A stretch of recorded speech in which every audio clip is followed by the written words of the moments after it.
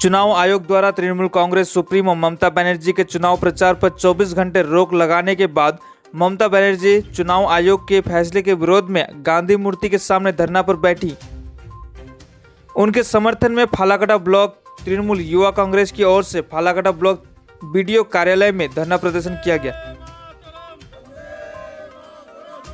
इस धरना का नेतृत्व फालाकाटा ब्लॉक युवा तृणमूल कांग्रेस अध्यक्ष शुभव्रत डे, युवा नेता राजू मिश्रा, फालाकाटा ब्लॉक INTTUC अध्यक्ष अशोक साहा और अन्य नेतृत्व गणों ने किया।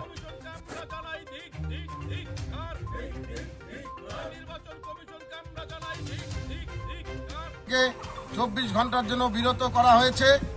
এর প্রতিবাদে সারা বাংলার সাথে সাথে আমরাও ফালাকাটায় অবস্থান আন্দোলনে বসেছি। তৃণমূল যুব কংগ্রেসের সভাপতি শুভব্রত দে, INTTUC সভাপতি অশোক সাহা সহ সমস্ত মহিলা তৃণমূল কংগ্রেসের প্রণতি থেকে শুরু করে আরও অন্যান্য নেতৃত্বরা বসেছেন।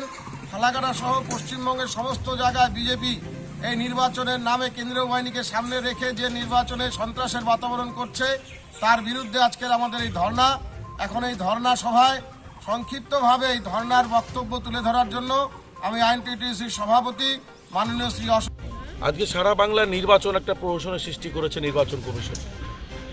আজকে সর্বভারতীয় জনতা পার্টির যে সভাপতি এবং স্বরাষ্ট্রমন্ত্রী অমিত শাহজি, প্রধানমন্ত্রী নরেন্দ্র মোদীজি, এদের অঙ্গুল হেলনে আজকে বাংলার নির্বাচনটাকে প্রহসনে পরিণত করেছে। তার প্রমাণ শীতলকুচিতে লাইনে ভোট দেওয়ার জন্য লাইনে দাঁড়িয়েছে তারা, তাদের উপরে নির্বিচারে গুলি চালানো এবং 4 জনকে হত্যা।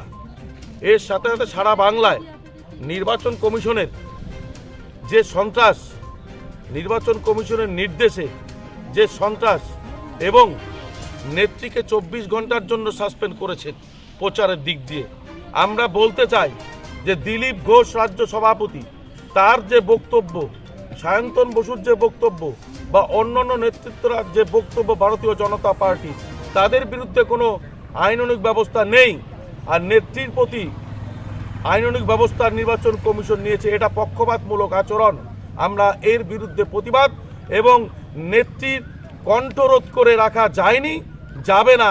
নেত্রীর সমর্থনে আজকে আমরা ফালাকাটা ব্লক তৃণমূল যুব কংগ্রেসের ডাকে মহিলা, যুব, ছাত্র, INTTUC সবাই মিলে আমরা ধর্নায় বসেছি।